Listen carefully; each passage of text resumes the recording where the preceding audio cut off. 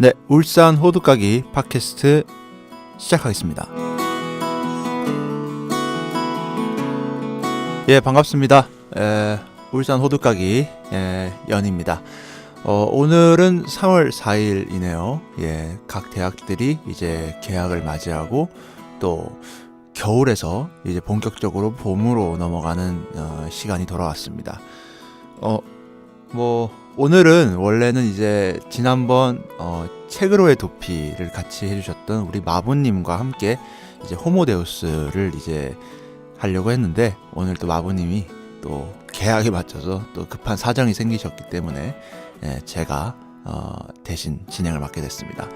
그래서 이제 오늘 주제도 사실 호모데우스를 다루는 것이 아니고요. 이제 한홍구 성공회대 교수님이 지으신 대한민국사를 두고 우리가 얘기를 나눠볼까 합니다. 그래서 오늘은 출연진은 저 혼자니까요. 아무래도 뭐 지루하실 것 같습니다. 지루하실 것 같으니까 지금 여기까지만 들으신 분들은 빨리빨리 나가주시면 될 것 같고요. 예, 어쨌든 참 저도 혼자 이렇게 진행해 본 거는 사실 이번이 두 번째입니다. 이 첫 번째는 지난번에 저희 팟캐스트 호두까기가 자알레알이라고 하는 그 코너를 한번 했던 적이 있었어요. 그러니까 그때도 마보님을 초대를 해서 이렇게 했었었는데, 그때는 1편을 찍고 이제 2편은 도저히 같이 할 사람이 없는 거예요. 왜냐하면 정보 제공할 수 있는 해야 하는 그 비중은 많은데 정작 이거를 커버를 할 만한 이 서브 MC라든지 아니면 영상 자료 그리고 각종 자료들이 너무 부족했다, 좀 그런 생각이 있어서 지난번에는 제가 혼자 이렇게 그때도 녹음했었지만 NG가 많이 나더라고요. NG가 많이 나서 결국은 이제 그때 방송은 없던 방송으로 하고, 이번에도 잘 될지 모르겠습니다. 이걸 방송에 내보낼 수 있을지는 잘 모르겠는데, 아무튼 최선을 한번 다해보도록 하겠습니다. 오늘은 지금 이제 3월 4일 아침 한 10시쯤 됐는데요. 오늘 아침은 한번 나와 보니까 꽤나 하늘이 청명한 것 같아요. 여기 울산 날씨는 꽤나 청명한 것 같고, 근데 제가 그 기준을 어떻게 아느냐면, 이제 울산대 근처에서 저는 출발을 하거든요. 그 근처에서 살아서. 그래서 이제 울산에서 여기 이제 이 녹음실을 오려면 이제 삼호교라는 다리를 건너야 돼요. 태화강을 이렇게 가로지르는 이 삼호교를 건너야 되는데, 삼호교에서 성남동에 있는 높은 고층 건물들을 보게 되면 날씨가 미세먼지 때문에 좀 뿌옇다, 그런 날은 고층 건물이 잘 안 보입니다. 그 정도로 뿌연데, 오늘은 아주 선명하게 다 잘 보이더라고요. 그래서 오늘은 좀 날씨가 괜찮은가 보다, 약간 이런 생각을 가지고 나왔던 것 같습니다. 계약을 좀 안 다루고 넘어갈 수는 없을 것 같은데요. 오늘 사실 제가 오후 2시에 수업이 있어요. 오후 2시에 수업이 있어서 벌써부터 막 지친 마음이 많이 듭니다. 왜냐면은 이제 사실 방학이라는 때가 알뜰하게 보내면 정말 알뜰살뜰하게 보낼 수 있어요. 예를 들어서 여행을 간다 그러면 꽤 긴 시간 동안, 대학생 어쨌든 방학이 굉장히 기니까요. 그래서 굉장히 긴 시간 동안 여행을 갈 수도 있기도 하고, 또 책을 평소에 이제 대학의 전공 공부 때문에 읽어보지 못했던 책들을 좀 마음껏 읽어볼 수 있는 시기이기도 합니다. 그리고 낮잠도 많이 잘 수 있고 늦잠도 많이 잘 수 있는 그런 때죠. 근데 이제 저는 맨 마지막 거, 그러니까 늦잠 자는 거는 성공한 것 같은데 앞에 세 개는 좀 그렇게 좋은 결과가 있지 못했던 것 같아요. 그래서 새 학기가 다가오면 벌써 새 학기야? 막 이런 생각을 하다가도 한편으로는 내가 이번 방학에 뭐 했지? 약간 이런 생각도 드는 그런 느낌이 없지 않아 있습니다.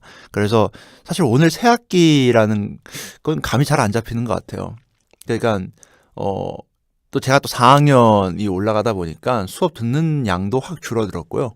그래서 월요일, 수요일, 금요일 이렇게 또 공강이고, 화요일, 목요일에 좀 많이 몰아놨습니다.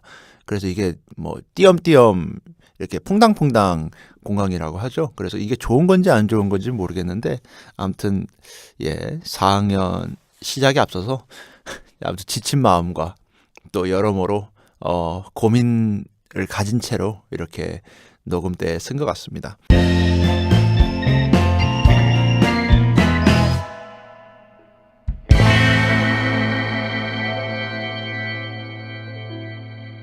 예, 그러면은 이제 오늘은 책으로의 도피. 예, 사실 오늘 제가 MC를 맡아서는 안 되는데.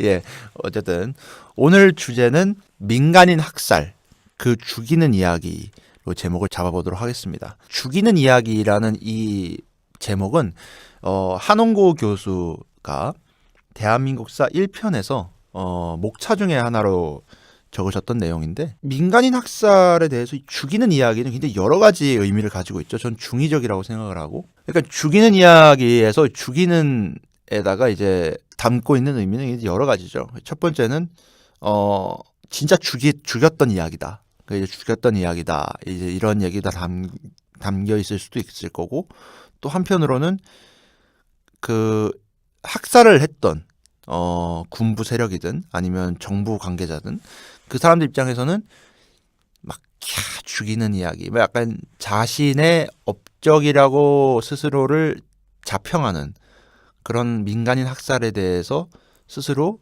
통쾌하게 해석하는 그런 양분된 시각이 분명히 있다라고 저는 봤고, 또 그 시각을 담아낸 것이 이 죽이는 이야기라고 한홍구 교수께서 적어놨다고 저는 생각을 합니다.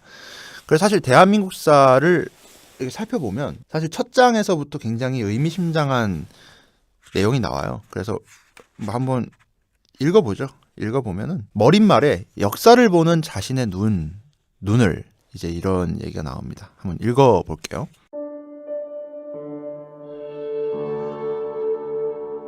내 말도 옳고 내 말도 옳고, 역사의 객관적 서술이란 대다수의 역사가들이 가슴속에 간직하고 있을 고상한 꿈이라고도 합니다. 그러나 이 꿈이 과연 채워질 수 있을까요? 모든 사람까지는 아니더라도 대다수의 사람들이 공감할 수 있는 객관적 관점이란 것이 존재할 수 있을까요? 역사상의 사건들에는 숱한 이해 당사자들의 상충하는 이해가 얽히고 설켜 있으며 어느 것 하나 단순한 것이 없습니다. 네, 그래서 이 이후에는 이제 황희정승의 한 일화를 소개하고 있고요. 또 하나는 이제 일본의 구로사와 아키라 감독이 남긴 라쇼몽이라고 하는 영화를 소개를 하면서 주인공이라고 할 수 있죠. 총 4사람이 나오는데 남편, 이제 죽은 남편, 그리고 아내, 그리고 그 산에서 굉장히 유명한 도적을 하고 있던 이제 강도, 그리고 그 모든 사람들의 스토리를 목격한 나무꾼, 이제 이 4사람의 얘기를 다루면서 분명 같은 사건을 겪었음에도 불구하고 각자가 얘기하는 것이 다 다를 수가 있다. 이제 이런 거를 영화의 주제로 담아냈던 거를 얘기를 하고 있어요. 그래서 이제 사실 이 이야기를 하는 것은 뭐냐면, 한홍구 교수가 이 서문에서 얘기하려고 했던 것이 결국은 이 주장을 바로 이 뒤에 담고 있습니다. 이것도 한번 마저 읽고 말씀을 나눠보도록 할게요. 세상 일도 골치 아프고 역사 역시 골치 아픕니다. 역사를 공부한 죄로 어쩔 수 없이 골치 아픈 이야기들을 풀어나가지 않을 수 없습니다. 신문과 방송에서 그리고 교과서에서 말하는 것을 다 믿을 수 있는 세상이 오면 얼마나 좋을까요? 그러나 그런 꿈 같은 세상이 앞으로 올지는 모르겠지만 적어도 지금은 분명 그런 세상이 아닙니다. 이런 세상에서 살아가기 위해서는 세상의 이런저런 이야기들에 대해 합리적인 의문을 품는 자세, 세상 일을 판단하는 자신의 관점을 확고히 하는 입장, 그리고 자신의 관점에 대해서도 엄격함을 유지하려는 자세가 필요합니다. 자기 눈으로 세상과 역사를 보고 또 자신의 판단까지도 의심해보는 그런 자세 말입니다.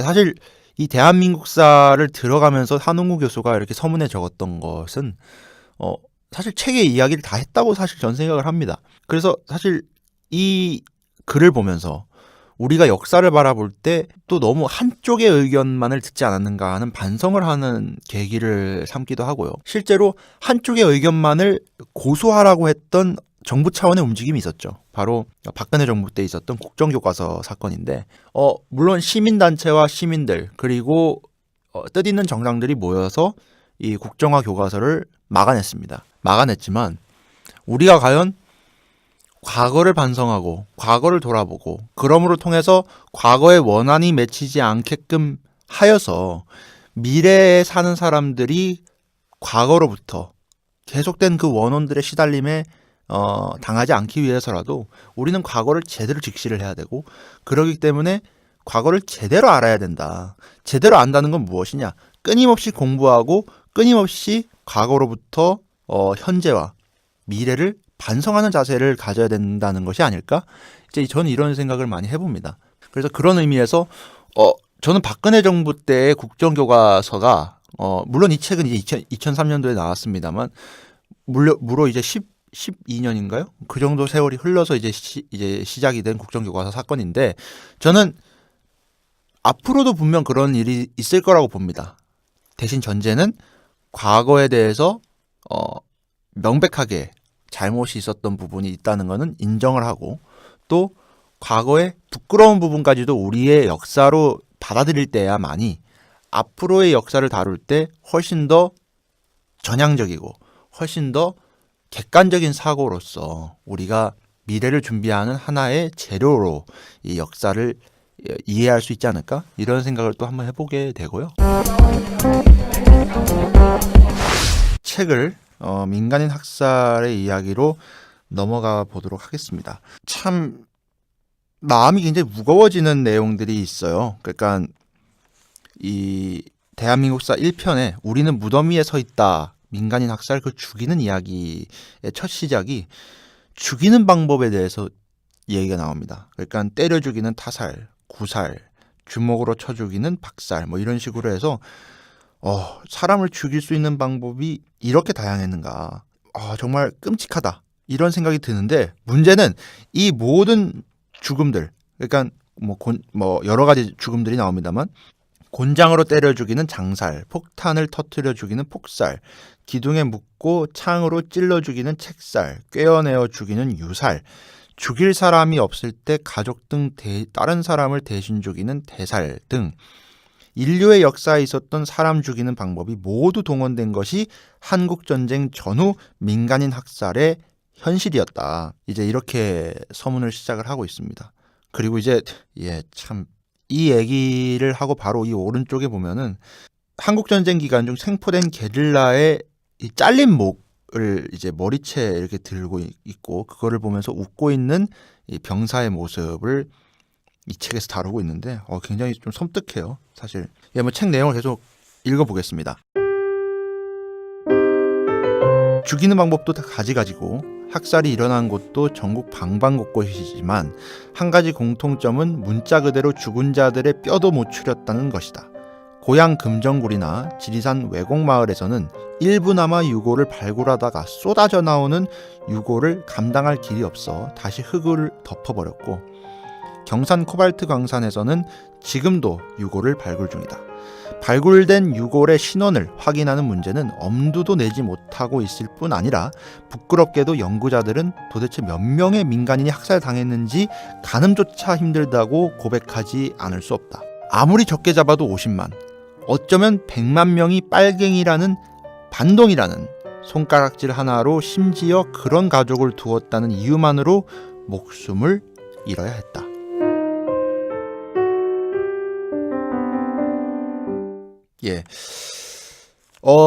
사실 민간인 학살이라고 하면 어느 시대 때 어떤 일이 있었는지에 대해서 이해를 못 하시는 분이 계실 것 같아서, 이 민간인 학살이 있었던 때는 해방이 되었던 1945년 8월 15일 이후에 이제 미 군정이 들어왔고, 또 이제 이북에는 소련이 진주를 해서 소련이 이제 위원회를 만들었죠. 근데 이후에 이제 좌우의 대립이 급격하게 높아지게 됩니다. 왜냐하면 당시 이 조선, 이 한반도에서 이 벌어지고 있는 양상은 되게 제각기였어요. 그러니까 사실 민족 지도자들 입장에서 보면은 당연히 이 조선 왕국이었고 또 대한제국이었던 이 한반도가 하나의 나라로 뭉쳐져야 된다라고 하는 지극히 당위적인 그런 논쟁들이 있었습니다. 실제로 우리가 통일된 왕조 국가였고, 통일된 국가로서 이제 명맥을 유지했던 것이 한 1000년이 넘었던 때였거든요. 그런데도 불구하고 우리가 외세에 의해서 반으로 나뉘어졌던 것에 대해서 굉장한 거부감을 가졌던 분들도 계셨고, 근데 한편으로는 이 분단의 상황을 굉장히 반색했다는 세력도 있었어요. 예를 들어서 친일파가 대표적인 거죠.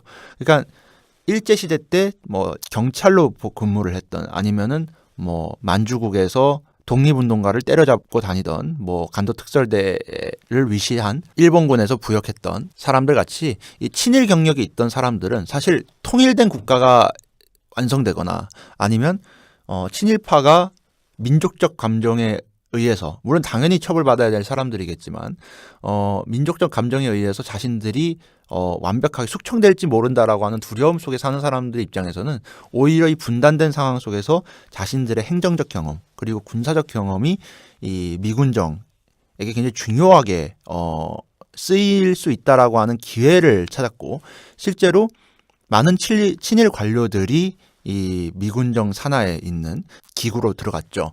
뭐 대표적인 사람이 이제 노덕술 같은 사람이 있을 수도 있을 것이고, 근데 웃긴 거는 이 좌우 대립이 격발이 되고, 또 남한 사회, 뭐 북한 사회 같은 경우는 또 따로 다뤄야 되겠습니다만, 남한 사회 같은 경우는 이 친일파들이 다시 관료로서 활동을 하기 시작합니다.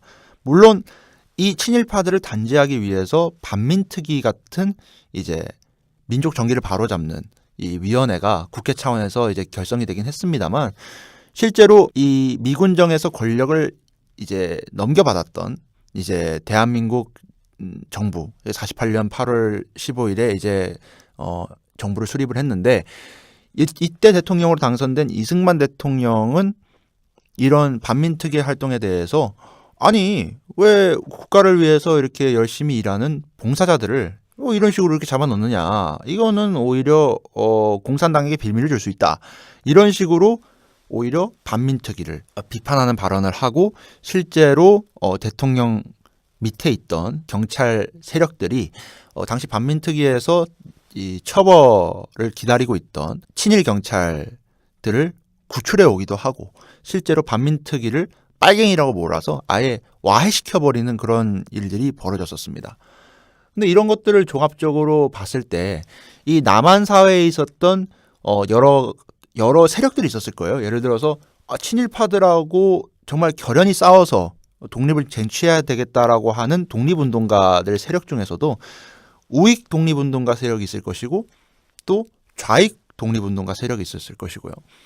우리가 이제 흔히 이제 존경에 맞지 않는 인물로 우리가 알고 있는 김구 선생 같은 경우도, 백범 김구 선생님 같은 경우도 우리의 지금의 입장에서 보면은 그냥 이제 그저 존경스러운 분이지만, 실제로 이분의 정치적 스펙트럼은 우익 쪽에 굉장히 가까우셨던 분이고, 실제로 이 김구 선생님 말고도 이제 항상 이 정치라고 하는 것은 좌익과 중도, 우익이라고 하는 굉장히 심플한 어떤 범주 속에 우리가 이해를 하고 있지만, 비교적으로 항상 봐야 되거든요.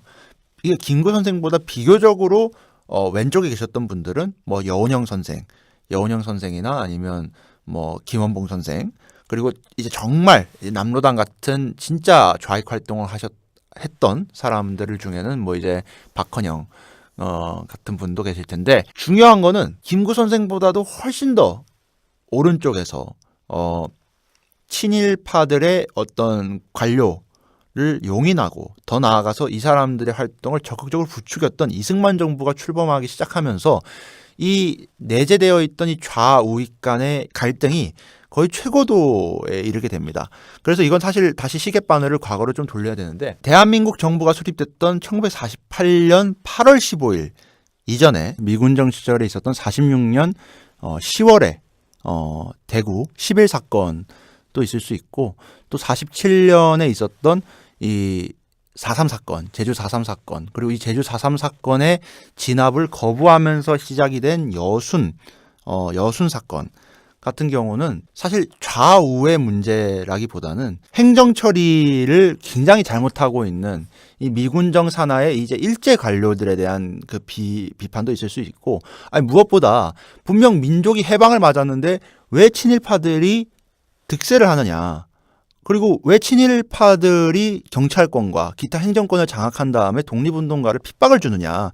이제 이런 문제의식에서부터 시작했던 것이기 때문에 아까도 말씀드렸지만 좌우의 문제를 넘어서 이 문제들 자체가 기본적으로 민족주의적인 성향이 분명히 있다. 그렇기 때문에 이 사건들에 연루됐던 사람들은 실제로 우리가 그동안 학교에서 배웠던 역사들에서는 좌익이라는 평가 속에서 좌익 사건이었다. 그렇기 때문에 이것에 대한 평가가 굉장히 더디게 진행이 됐었지만 실제로 이 대구 11 사건이나 아니면 제주 4.3 그리고 이제 여순 사건 같은 경우는 민족주의적인 감정과 그리고 친일파들로부터 이어지는 이 행정권이 제대로 이 진행이 되고 있지 않았기 때문에 이 부분에 대한 이 국민들, 그러니까 당시 한반도 남쪽에 이제 살고 계셨던 분들의 어떤 분노가 만들어낸 하나의 이제 거국적 사건이었다라고 우리가 이해를 하면 될 것 같아요. 지난 97년 시사 매거진 2580이 국내 언론 최초로 문제를 제기했던 미군의 노근리 양민 학살 사건은 명백한 사실임이 입증됐습니다. 오늘 미국의 AP통신이 당시 참전 미군들의 생생한 증언과 기밀 문서를 전 세계에 다진했습니다. 노근리 학살 사건은 명백한 사실이며 희생자가 수백 명에 이른다. 나도 기관총을 쏘았다고 고백한 백발의 퇴역군인들. 미군 기밀 문서도 학살 자행 사실을 뒷받침했습니다. 노근리 부근에 투입된 제1기갑사단과 제25 보병사단의 작전 명령서에는 전투 지역에서 소개되는 피난민들을 적으로 간주하고 사살해도 된다는 기록이 남아 있습니다. 진상을 규명해달라는 노근리 사건 생존자들의 진정에 대해서 지난 3월 미 국방부는 아무런 증거가 없다며 학살 사실을 전면 부인한 바 있습니다. 노근리 양민 학살 사건에 대한 명백한 증거가 제시된 지금 미국 정부가 어떤 반응을 보일지 주목됩니다. 실제로 이 양민 학살이라고 이때까지 소개되어 왔던 민간인 학살 중에 우리가 대표적으로 알고 있는 사례는 거창 6.25 전쟁 때 거창에서 있었던 노근리 학살 사건이 대표적일 겁니다. 이 노근리 학살 사건은 1999년 9월에 AP통신의 미군에 의한 노근리 학살 사건이 대대적으로 보도가 된 것으로 이제 시작이 됐는데요. 특히 이 사건 같은 경우는 이제 가해자가 미군이었다는 것이 굉장히 특이한 지점이었습니다. 국방부에서는 노근리 사건이 알려지고 난 뒤부터 이제 민간인 학살과 관련된 99년 10월 20일부터 2000년 12월까지 민원 접수를 받았는데 그중에 64건을 접수받았고 이 중에 미군 관련이 52건 그리고 국군과 경찰 관련이 11건 그리고 캐나다군 관련이 1건이 있었다. 그래서 이후 조사가 계속 진행됐지만 이 미군에 관련된 신고가 많았던 것은 이 한홍구 교수가 이 책에서 다루고 있는 내용은 결국은 아직도 국군과 경찰 그리고 우익 무장대에 대한 학살 피해자들이 신고를 꺼리기 때문에 밖에는 볼 수가 없다라고 이제 얘기가 나오고 있는데요. 실제로 그 사례로 1,000명 가까운 인명이 희생되었던 외곡리 사건의 경우는 유골이 있는데 유족이 나오지를 않는 거예요. 그러니까 이 유가족들이 실제로 억울하게 죽음을 당한 사람들, 정부나 그 이후에 처우를 했을 때 연좌제라든지 국가보안법 같은 것으로 끊임없이 이 사람들이 진실로 다가가지 못하게 막았기 때문에 노근리 같이 학살의 규모도 엄청났거니와 지속적인 보도가 이루어지지 않았던 사건들은 대개 역사 속에 묻혔던 것을 우리가 알 수 있습니다. 이 노근리 학살 사건뿐만 아니고 기타 민간인 학살에 대해서 조사가 본격적으로 이루어지기 전에 이렇게 알려졌던 것은 학살의 규모가 굉장히 큰 것도 있지만 사실 정치적인 요인도 분명 존재를 했을 것이다. 이렇게 이제 얘기를 하는데요. 그러니까 99년에 대대적인 보도가 있었지만 또 이전에 이 거창 사건 등 관련자의 명예회복에 관한 특별조치법이 1996년 1월에 제정이 됐었어요. 그래서 이 피해자들의 명예회복 사례로 우리가 알려져 있는데 그런데 이 제정된 요인에는 물론 이 거창에서 벌어졌던 수많은 민간인 학살 사건들이 되게 굉장히 끔찍하고 또 이전부터 이 전쟁을 하고 있을 때도 이 사건 같은 경우는 좀 문제가 심각하다라는 인식도 분명 존재를 했지만 이것이 법안으로 마련이 돼서 또 이분들의 명예회복과 사건이 알려지게 된 계기는 이 책에서는 당시 이제 대통령 총리였던 김영삼 대통령을 오랫동안 모셨던 당시 거창을 지역 기반으로 하고 있는 김동영 의원이 여기에 중요한 역할을 했지 않았겠느냐. 그리고 그런 것 때문에 정치적인 요인으로라도 김영삼 정부에서 특별한 배려를 해줬지 않았겠느냐라고 하는 이야기를 다루고 있습니다. 사실 이제 모든 이 민간인 학살 사건은 분명히 역사가 바로 알려져야 되고 또 알려지는 것뿐만 아니고 이 피해자들의 이 억울함을 풀어줄 수 있는 진상 규명 그리고 책임자 처벌 그리고 그를 통해서 명예 회복과 이 배상의 문제가 분명 남겠지만 실제로 너무 많은 역사들이 흘렀고 그리고 노글린 사건 같이 분명 모든 사건들은 그 사건의 이 구별과는 상관없이 다 끔찍하고 정말 반성해야 될 역사입니다. 그럼에도 이 노글리 사건 같은 경우가 특별히 조금 더 알려지게 된 경우 같은 경우는 또 그런 부분도 분명 존재하지 않았을까? 이제 이렇게 책에서 지금 얘기를 하고 있는 것이고요. 다시 얘기를 좀 돌아가서 그러면 이 민간인 학살 이렇게 얘기를 하는데 그러면 정확하게 이것에 대해서 배경을 우리가 한번 알아보자. 이거 같은 경우는 이제 제가 이 뭐라고 해야 됩니까? 이 대한민국사에서 다루고 있는 이야기뿐만 아니고 또 여러 자료들이 있는데 이걸 청취자분들에게 좀 소개를 해드리고 싶어요. 먼저 첫 번째는 한국전쟁 전후 민간인 희생자 창원 유족회에서 엮은 그 진로 가가 안 온다 아이요. 라고 하는 이제 증언 자료집이 있습니다. 이건 유족회 분들께서 이제 증언 자료집을 남긴 것이 있고 또 하나는 이 개봉한 지가 이제 한 2년 정도, 2, 3년 정도 됐을 텐데 레드툼, 빨갱이 무덤이라고 하는 영화가 있어요. 거기서도 사실 이 창원 유족회에서 증언하셨던 분들 이외에도 전국적으로 다양한 이 학살 때문에 유가족이 되신 분들의 증언을 담고 있고요. 그리고 거기서는 이 민간인 학살에서 되게 가장 큰 피해를 입었던 보도연맹 이 사건에 대해서 집중적으로 다루고 있습니다. 결국 이제 민간인 학살 이야기가 보도연맹 이야기로 나가게 되는데요.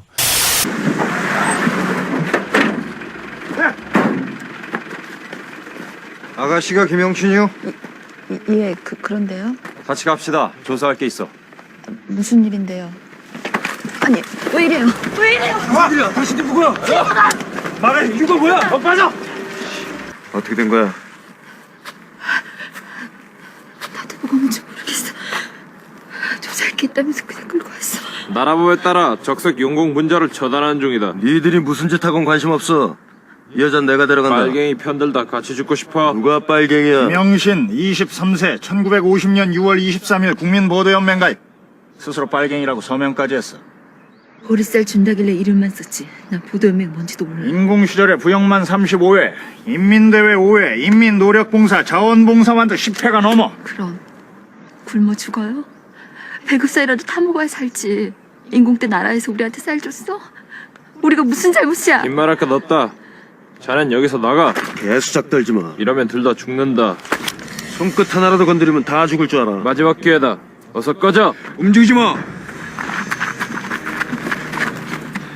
살고 싶으면 가만히 있어. 지금 니들이 무슨 짓 하는지 알고 있어? 죄 없는 사람 빨갱이로 몰아 죽이는 건 막아야지. 어서 나가. 인민군 새끼들한테 아랫돌이 돌린 년이 누군데? 전현 헌양지란 건 동네 사람들이 다 알고 있어. 아가리 찢어놓기 전에 주둥이 닥쳐. 비난 안 간 이유도 다 그런 거 아니야. 말도 안 돼. 침이 뗄 거 없어. 다 알고 있으니까. 아니야, 거짓말이야. 뭐야? 어서 가. 마지막으로 경고한다. 쟤년 데리고 여기서 한 발짝이라도 움직이는 날엔 니들도 빨갱이. 아니야, 진태씨. 아니야, 진태씨. 어서 안 가고 뭐해? 어서 데리고 나가. 어서. 이 보도연맹 같은 경우는 우리가 그나마 알게 된 계기는 제 개인적인 경험으로는 옛날에 장동건과 원빈 배우가 출연했던 태극기 휘날리며라는 영화에서 장동건의 아내가 그러니까 뭐 극 중에서 장동건의 아내가 분명 본인의 남편하고 그리고 원빈은 이 징집이 돼서 이제 싸우고 있는데 남게 된 거예요. 그러니까 남을 수밖에 없게 돼서 또 그 사이에 인민군들은 이미 쳐들어왔고 그래서 이 상황에서 먹고 살기 위해서 어쩔 수 없이 보도연맹에 가입을 했다가 나중에 다시 남한과 미군이 이 서울을 다시 수복을 하고 그리고 북으로 올라가는 과정에서 이 민간인 부역자들을 색출해야 된다. 이런 명목으로 이 당시 장동건의 아내가 끌려가게 되고 결국은 죽음을 맞이하게 됩니다.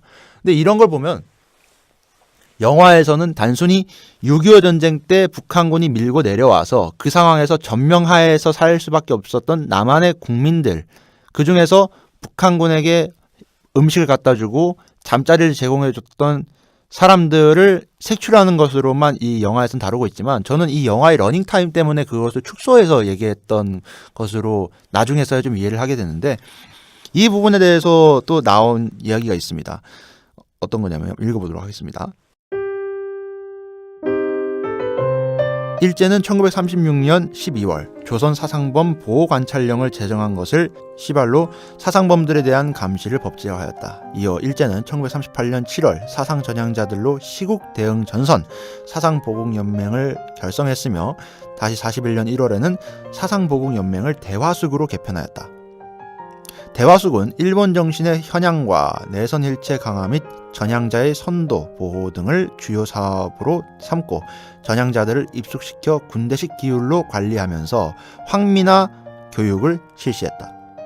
이어 41년 2월에는 조선사상범 예방구금령을 제정하여 재범이나 도주의 우려가 있는 사상범들을 예방구금소나 감옥에 가수용할 수 있는 길을 텄다. 대화숙 등에 수감되었던 사상범들은 소련군의 대일 개전과 원자폭탄 투하로 일본이 서둘러 항복했기 때문에 살아남았다. 그래서 사실 이 대화숙 그리고 전선 사상보국연맹 등으로부터 시작된 이 기억들은 어떤 거냐면 당시 물론 해외로 나가서 일제에 항거했던 독립운동가들이 분명 계십니다. 뭐 상하이 그리고 이어서 중경에서 활동하셨던 임시정부 요인분들도 분명 계시고 그리고 화북에서 중국 팔로군 예하에서 조선의 독립을 위해서 싸웠던 좌익 계열의 독립운동가들도 계시고요. 그리고 뭐 김일성을 가장 대표적인 예로 들 수 있겠지만 만주에서 일제의 끊임없는 탄압에도 불구하고 국경지대에서 싸웠던 항일 빨치산이라고 표현을 하겠습니다. 항일 빨치산 운동까지 합해서 이런 해외에서 독립운동을 전개하셨던 분들도 계신데 이 남한 사회에 아주 남아 계셨던 분들도 분명 계시단 말이에요. 근데 그 중에서 좌익 사상범 특히 일제 같은 경우는 독립운동 계열도 굉장히 탄압을 많이 했지만 이 좌익 계열 같은 경우도 이 일본 제국의 이 기준에서 봐서는 똑같이 전향을 시켜야 될 혹은 탄압해야 될 대상으로 봤기 때문에 이 보국연맹 그리고 대화숙 같은 이 시설 그리고 이 단체를 만듦을 통해서 남한 사회에 있었던 어떤 좌익 계열의 사람들을 지속적으로 관리하고 그리고 유사시에는 이 사람들을 한꺼번에 처리할 수 있는 그러니까 그 사람들 입장에서 처리죠. 학살할 수 있는 어떤 리스트들을 만들어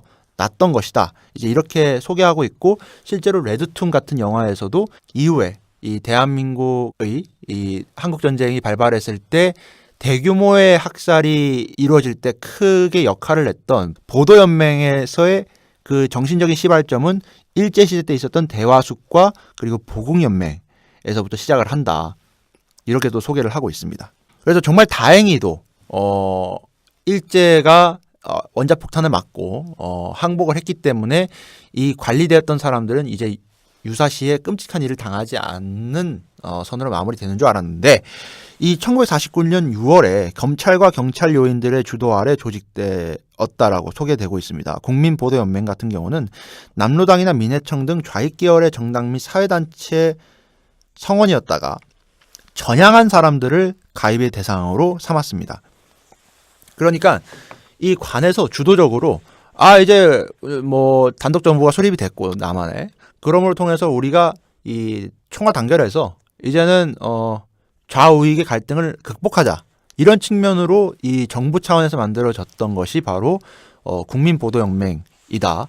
그렇기 때문에 이 국민보도연맹에 가입됐던 사람들은 과거에 좌익 운동을 했을지라도 이제는 전향을 해서 그러니까 사실 뭐 우파 정부이기 때문이기도 하지만 이 사람들이 전향을 해서 이 사회의 올바른 구성원으로 돌아왔다라고 하는 프로파간다적인 의미도 있지만 실질적으로 전향이 돼서 들어온 사람도 분명히 있었단 말이죠. 그러니까 이 보도연맹에 대해서 가장 잘못 알고 있는 사실이 어떤 거냐면 이 보도연맹은 단순히 좌익 세력의 어떤 단체였다라고 뭉뚱그려서 이해하고 계신 분들도 있겠지만 실제로 이 보도연맹 같은 경우는 좌익 사상범, 그러니까 일제시대 때부터 좌익 사상범이었다고 이렇게 규정을 받고 또 대한민국 정부가 수립되기 이전에 미군정 그리고 대한민국 정부 때도 좌익 사상범이라고 규정을 받았던 사람들을 이 사람들을 전향을 시킴으로 통해서 체계적으로 관리하겠다라고 하는 그런 측면이 분명히 있었던 것이죠. 실제로 이 이후의 얘기들을 보게 되면 이 관에서 주도를 했기 때문에 결국은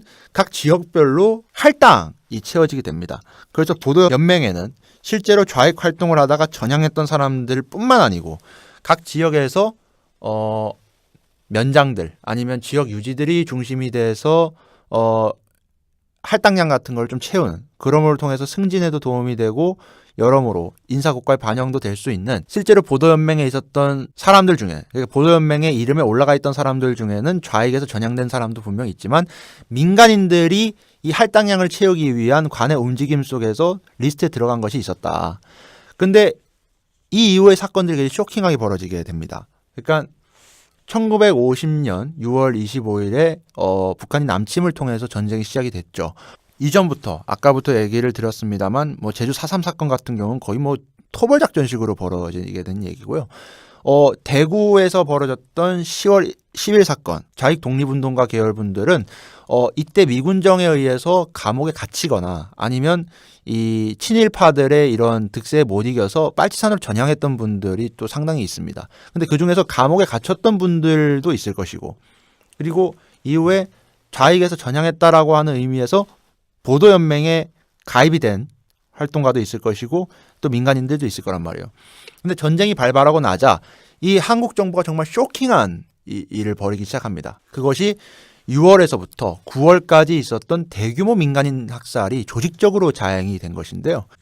대표적인 예가 이 그질로가가 안 온다 아이오에서 저희가 한 사례를 제가 말씀을 드리도록 하겠습니다. 이분은 독립운동 가셨고요. 그리고 김원봉 장군 의열단 활동으로 명성을 누리셨던 김원봉 장군과 함께 의열단 활동을 했던 지식인 출신입니다. 근데 이분이 이제 이 48년 2월 항쟁 때 이제 시위를 한 것 때문에 미군정에 의해서 붙잡히게 되고요. 실제로 5년형을 선도받고 대전 형무소에 갇히게 됩니다. 이 이후에 6.25 전쟁이 발발했고 이 6.25 전쟁이 발발하자 형무소가 이감이 되게 됩니다. 어디로 이감이 됐냐면 이 대전에서 마산으로 이감이 되게 돼요. 그리고 마산으로 이감이 됐는데 이후에 7월 말쯤에 이 다른 제소자 250명과 동시에 육군 헌병대에 의해서 어느 곳으로 실려가게 됩니다. 야밤이었고요. 아무도 어디로 가는지 알 수 없었습니다. 근데 이 제소자들이 갔던 곳은 마산 앞바다의 괭이바다라고 하는 곳이었는데요. 이제 이 독립운동가를 포함한 제소자 250명이 당시 육군 헌병대에 이끌려서 미 구남 위로 이제 실려 올라가게 되고 이 사람들은 어떤 적법한 사형 선고 없이 발에 와이어가 묶이고 그리고 와이어 끝에는 돌이 묶인 채 이 미 구남에서 이제 다 내던져지게 되는 것이죠. 이 독립운동가 선생뿐만 아니고 당시 이 마산 형무소에 있었던 수많은 이 사람들이 수장을 당하는 그런 사건이 벌어지기도 했고요. 실제로 전쟁이 발발하고 3개월 안에 굉장히 수많은 민간인 학살들이 조직적으로 발생을 합니다. 또 다른 경우 같은 경우는 이제 보도연맹을 가입하라고 해서 우리 뭐 사상이나 이런 이념 활동을 한 적이 없는 평범한 농민인데도 경찰서에서 불렀는데 경찰서에 아버지가 불려가더니 그 다음날 소식이 없더라. 근데 그날에 야산에서 총성이 진짜 수백 발 이렇게 울리기도 했는데 알고 보니까 그것이 아버지가 경찰서에 한꺼번에 모인 다른 연맹원들과 함께 야산으로 끌려가서 웬 광산 같은 데에서 총살을 당했다더라. 근데 이제 이런 사건들의 피해자가 최소 50만에서 최대 100만 명까지 이른다라는 자료가 있습니다. 근데 이것이 구체적으로 우리가 수치를 알 수가 없는 것이 너무 집단적으로 학살이 자행되기도 했거니와 실제로 이것을 규명해내기 위한 진상규명이 거의 이루어지지 못했어요.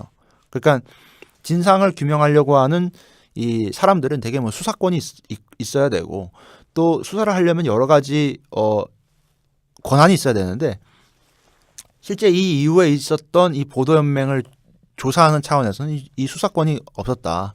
그렇기 때문에 어찌저찌 해서 겨우겨우 정보를 끌어모은 결과 대충 짐작이 이 정도 되지 않겠느냐. 근데 신기한 거는 이 사람들의 아름아름한 증언에 의해서 특정한 학살이 자행됐다고 의심될 만한 장소에서 가서 실제로 발굴이 진행되다 보면은 정말 광산이든 아니면 야산 깊숙한 계곡이든 아니면 이 증언을 통해서 이 바다에 수장됐던 사람들을 찾아보면 유골들이 쏟아져 나오는 그런 상황이 발생을 하는 것이죠. 근데 참 어이없는 거는 이미 시간이 너무 많이 지났기 때문에 이분들이 누구의 선조고 또 유가족들은 나오지 않는 그런 기이한 상황들이 발생을 했다는 것입니다.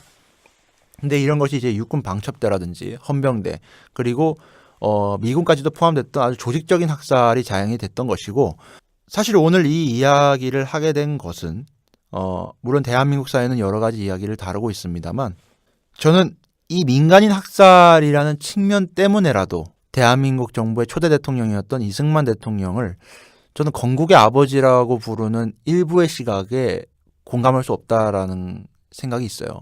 그러니까 실제로 이 보도연맹 사건으로 제가 처음 느꼈던 거는 권력은 정말 가까이 있고 정의는 정말 멀리 있다라는 걸 느꼈던 것 같습니다. 그러니까 여러 가지 사례가 있는데 이런 거는 사실 이 이야기를 주고받으면서 좀 이야기가 진행이 돼야 되는 측면도 없지 않아 있겠지만 저희는 이제 현대 국가에 살고 있고 민주주의 국가에 살고 있기 때문에 우리는 그 단순한 진리를 압니다. 범죄를 저지르거나 어떤 잘못을 저지르면 그 잘못에 대해서는 반드시 처벌이 뒤따른다라고 하는 지극히 상식적인 것을 학교에서 교육을 받아왔단 말이에요. 그런데 이 민간인 학살 같은 경우는 정말 웃긴 게 학살한 사람도 분명히 있어요. 그리고 그 학살한 거를 명령한 사람도 분명히 있습니다. 그런데 학살 당한 사람도 있고요. 그런데 이것 때문에 처벌받는 사람은 없고 또 이것 때문에 억울하게 연좌제 틀에 묶이거나 국가보안법 때문에 함부로 말을 꺼내거나 진상 규명을 할 수 없었던 유가족들은 신기하게도 죽은 사람의 비례해서 존재하지 않는 참 이상한 이런 사건들을 보면서 과연 내가 학교에서 배웠던 이 단순한 진리와 도덕이 과연 맞는 것인가라고 하는 굉장히 회의적인 느낌이 들었어요. 더 나아가서 자칫 생각을 잘못하면 내가 권력을 가지고 있으면 내가 부당한 일을 저지르고 잘못된 일을 저질러도 이것을 밝혀낼 수 있는 사람들의 그런 일이 없으니까 자행해도 되겠구나라고 하는 나쁜 마음까지도 먹을 수 있을 것 같아요. 이런 것이 역사의 잘못된 교훈을 우리 후손들에게 남겨주지 않을까 하는 정말 큰 안타까움을 제가 느낍니다. 그리고 실제로 이 보도연맹 사건뿐만 아니고 이 이전에 있었던 친일파들의 박해 때문에 김원봉 장군 같은 경우는 실제 화장실에서 변을 이제 보시다가 친일 경찰 노덕술한테 끌려 나와가지고 호되게 맞고 결국은 이 탄압에 못 이겨서 월북을 하셨던 분이고요. 실제로 이 김원봉 장군의 가족분들은 많은 분들이 우익 활동 그러니까 청년단이든 아니면 경찰의 활동이든 이런 활동들에 의해서 총살을 당하고 암살을 당하게 됩니다. 근데 이런 상황 속에서 좌익이나 되게 민간인에 대한 학살도 분명 존재했지만 이런 것 때문에라도 물론 이 이외에도 순수히 정치적인 목적으로 돌아가신 분들도 분명 계시겠지만 이 이후에 북한군이 6.25 남침을 통해서 부산 낙동강 정선까지 밀고 내려왔을 때 북한의 점령하에 있었던 이 남한 사회에서 인민재판이 정말 비극적으로 그리고 끔찍할 정도로 많이 또 자행됐던 것은 그 이유가 사실은 이 이전에 있었던 이 친일파 세력 그리고 정부에서 조직적으로 이 발생했던 독립운동가들에 대한 처벌 그리고 그를 통해서 벌어졌던 수많은 학살 사건들에 대한 반작용 때문에라도 이런 6.25 전쟁 때 있었던 수많은 인민재판들이 훨씬 더 끔찍한 양상을 보이기 시작했다라는 것이죠. 그래서 사실 이 민간인 학살 측면에서 오늘은 사실 좌익의 분들 그리고 민간인 학살에 대해서 얘기를 다뤘지만 실제로는 이 좌익과 민간인 학살이 조직적으로 자행됐던 것 때문에 어처구니 없게도 남한이 점령하에 있었던 상황 속에서 인민재판이 오히려 북한 인민군에 의해서 이루어졌던 인민재판보다 민중들에 의해서 특히 희생을 당한 것 때문에 정치적 보복 혹은 개인적인 원한 때문에 이 자행됐던 한국 국민들의 억울한 인민재판으로 통해서 돌아가신 분들에 대한 부분도 분명 존재를 하거든요. 그래서 그런 측면에서 본다면은 사실 이것을 밝히기에는 너무나 많은 시간이 흘렀고 그리고 이것을 직접적으로 증언해 줄 수 있는 분들은 많이 계시지 않지만 적어도 우리가 책으로의 도피, 사실 책으로 도피를 했는데 더 끔찍한 거를 봐서 전 사실 마음이 굉장히 아픕니다만 이런 걸 직시하는 것도 하나의 필요하지 않을까? 약간 그런 생각을 가지고 오늘 방송에 임했던 것 같고요. 하나의 사례를 잠깐 소개를 하고 넘어가겠습니다. 굉장히 오래전 일이긴 한데 2000년 전에 우리가 로마 제국이라고 흔히 이해하는 이 로마가 제국이 되기 전 공화정 시절에 있었던 얘기입니다. 당시 아르피놈이라는 총구석에서 올라왔던 젊은 변호사 키케로는 자신의 뛰어난 언변 그리고 대중을 사로잡을 수 있는 이 강력한 카리스마로 결국은 신참 귀족임에도 불구하고 결국은 로마를 다스리는 집정관에 당선이 됐습니다. 그리고 집정관에 당선이 된 키케로는 굉장히 자랑스러워함에도 불구하고 당시의 상황이 수상하게 돌아간다라는 것을 첩보를 통해서 입수를 하게 돼요. 어떤 거냐면 자신과 집정관직을 두고 경쟁했던 카틸리나가 당시 지도 계급에 의해서 굉장히 크게 정치적 활동을 제한받게 됩니다. 왜냐하면 카틸리나는 로마의 정통 귀족이었음에도 불구하고 그가 내걸었던 그 공약들이 되게 굉장히 반귀족적이고 그리고 빚을 전부 탕감해주겠다라고 하는 급진적인 제안들이었기 때문에 당시 로마의 기득권층은 이 카틸리나를 어떻게든 집정관에 당선시키지 못하게끔 해야 되겠다라고 하는 공감대를 형성하게 돼요. 근데 키케로가 집정관을 수행하는 1년 동안 이 카틸리나가 반란을 일으키고 로마를 전복할 것이다라고 하는 유언비어가 돌게 됩니다. 그래서 실제로 카틸리나와 협력하고 있다라고 의심받는 사람들의 리스트까지도 작성이 돼요. 근데 이 키케로가 이것을 조사하게 되면서 실제로 카틸리나나 만니우스 같은 카틸리나파에 동조하는 사람들은 실제로 로마에서 도망을 쳐서 군대를 조직하기도 하지만 로마에 남아있으면서 이 카틸리나 음모 사건 자체가 이거는 절차적인 하자가 있다라고 분명 비판했지만 또 이름이 오르내렸던 사람들이 분명히 있었단 말이죠. 대표적인 사람이 렌툴루스 수라 같은 사람입니다. 근데 키케로 같은 경우는 이 사람들조차도 내부의 공모자라고 판단을 했기 때문에 어찌 보면은 적법한 절차, 그러니까 민회에서 뭐 항소 절차를 밟지 않고 이 렌툴루스 수라를 반역죄, 내란죄의 명목으로 결국은 직결 사형을 시켜버려요. 그리고 그 사형을 시키게 된 명분은 결국 원로원에서 받은 공화정 수호에 따른 결의로 통해서 결국 로마 시민인 렌툴루스 수라는 사형을 당하게 됩니다. 당시 이제 이 키케로는 이 결국 카틸리나 모반 사건을 완벽하게 제압을 하게 되고 자의반 타의반 공화국의 수호자라고 하는 명칭을 얻게 되죠. 그러나 이 이후에 키케로는 당시에 이 카틸리나 모반 사건에서 카틸리나와 말리우스를 처벌한 공로는 역사 속에 기억이 되게 되지만 또 한편으로는 렌툴루스 수라 같은 의심만으로 죽음에 이르게 되고 합리적인 법적인 절차를 밟지 못했던 사람들에 대한 억울한 죽음에 대한 성토가 나오기 시작합니다. 그리고 실제로 이후에 호민관이었던 클로디우스가 공식적인 문제를 제기하기 시작하면서 키케로는 결국 자발적으로 망명을 선택을 하게 되죠. 여기서 보면 최소한 키케로는 자신이 굉장히 큰 코너에 몰렸을 때 도망가는 모습이라도 보여줬습니다. 물론 자신은 끝까지 죽을 때까지 이 카틸리나 사건은 자신이 공화국을 수호했다라고 하는 측면의 어떤 당위성과 그리고 이것이 옳았다라고 하는 것을 지속적으로 얘기하긴 했지만 결국 이것이 시민들의 입장에서는 아니 그래도 법적인 절차적인 정당성이 확보되지 않은 자국민의 억울한 죽음에 대해서는 분명 이건 절차적인 문제가 있다라는 비판에 시달릴 수밖에 없었고 이것 때문에 키케로를 우리가 평가하는 여러 가지 항목들 중에서 카틸리나의 모반 사건에서 억울하게 죽었던 사람들에 대해서 분명 본인 스스로도 정치적인 피해와 또 이것 때문에 수년에 걸친 망명 세월을 거쳐야 됐다라고 하는 역사적인 교훈이 있습니다. 그런데 다시 대한민국으로 이야기를 돌아가 보죠. 당시 이승만 대통령은 대한민국에서 당선된 초대 대통령이었습니다.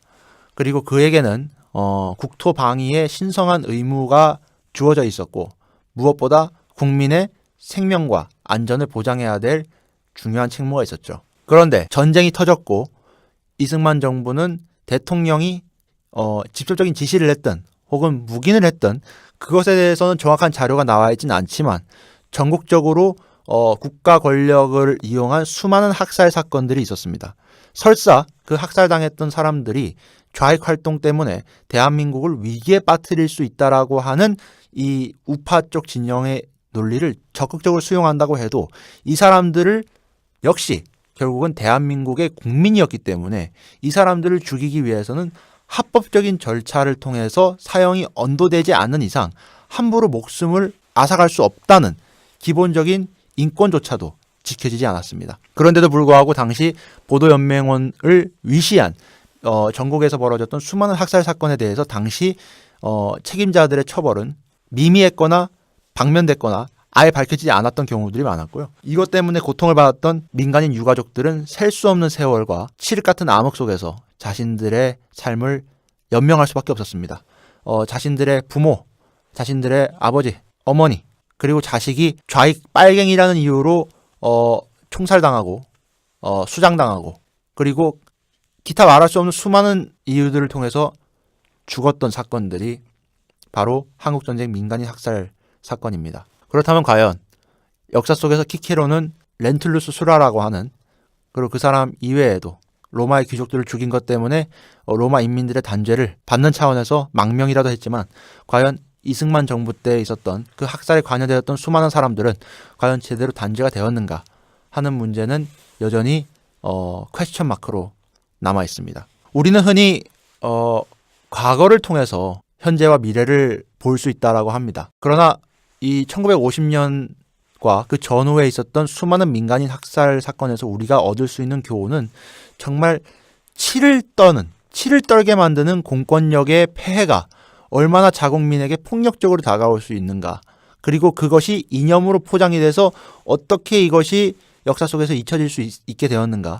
그것 때문에 유골이 발견되어도 정작 그 유골을 수습할 수 있는 유가족들은 나오지 않는 이 기이한 현상들은 정말 대한민국에서만 볼 수 있는 하나의 끔찍한 역사적인 사건들이 아닐까라는 그런 것을 상기해 봅니다. 전쟁이라고 하는 끔찍한 사건들 속에서 굳이 민간인들까지 그것이 좌우를 가리지 않고 벌어졌던 학살 사건들은 참 용납할 수 없지만 무엇보다 이 사건들에서 그 사건을 지시했던 학살을 하라고 지시하고 그것을 따랐던 사람들에 대한 책임 처벌은 요원한 것이 우리가 이 역사에서 배울 수 있는 교훈이 아닌가 싶습니다.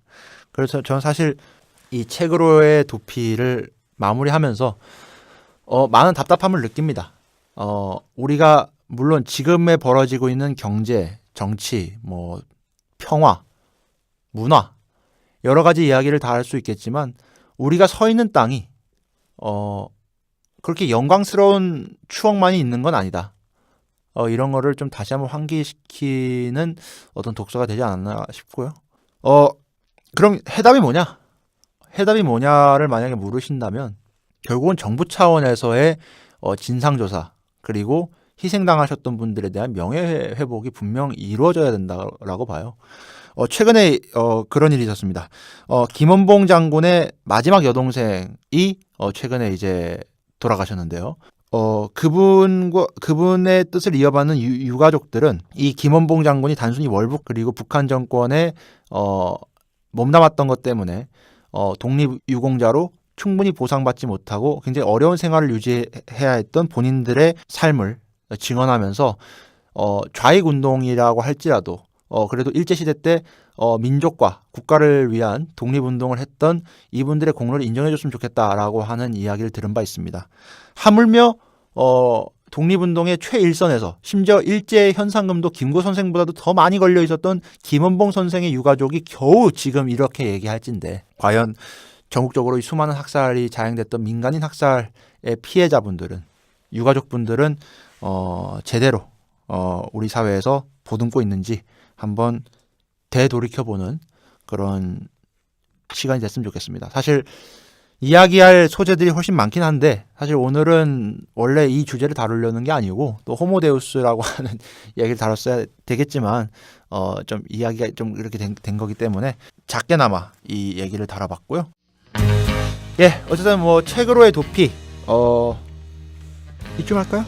예, 이쯤 하면 될 것 같습니다. 아무튼 참 새 학기부터 참 우울한 이야기로 시작했는데 적어도 앞으로 저는 계속 또 이 책으로의 도피는 우리 마보님께서는 이제 곧 긴 여행을 떠나시기 때문에 제가 계속 이어받을 생각입니다. 뭐 문학 시간이라고 저는 생각을 하고요.